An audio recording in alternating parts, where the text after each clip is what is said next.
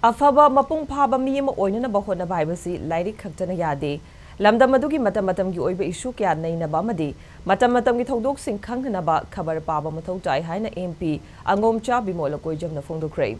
wafam ase kaisam thongda leiba Ramlal Pal Higher Secondary gi oina handak chegi class 10 amadi 12 ta mark wangna pass tawrakraba Maheiroi sing felicitate tawbaga mari leina fongdokhibani school asigi 1982 matric alumni ga khusham naduna Pangthokiba Thoromaduda Maheiroi Puna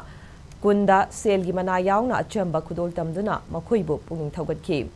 Thoromaduda Ramlal Palgi 1982 Metric Alumni gi President A. Guneshwar Sharma, MP Bimol Akoijam, Principal Haubam Bobina Maroiba Mitunglen Singwina Sarugyaki.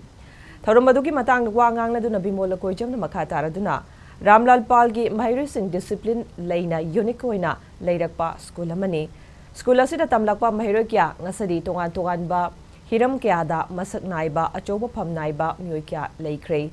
hauzik matamda school fare haina leiriba si matam aduda leiramde Aphaba school haiba ama leite school adu Tamliba Maheiroi singna Pharaba Matamda school adu Phagadabani amaromda Maheiroi sing exam da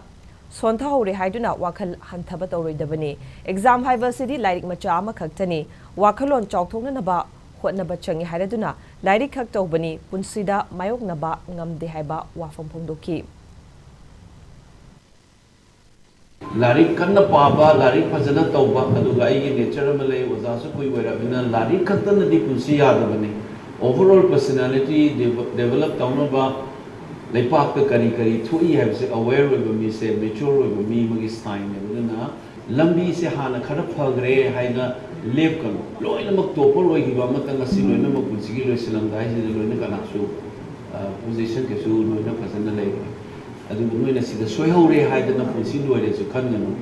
noi third division the power of me ba banang is koi wai hani ngai leti nasana adugi basically examination ICD is only a facet of life macha ma kakani and overall noina hosi larik phangda award from the issue adugi consistency na leina hona ba adu overall personality develop tawna hona ba duga atopa sat noi khara phalna phangda su noina hoida da goal handana demotivate tawida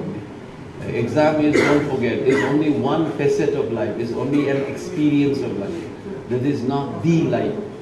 sino na mga ke manoi ka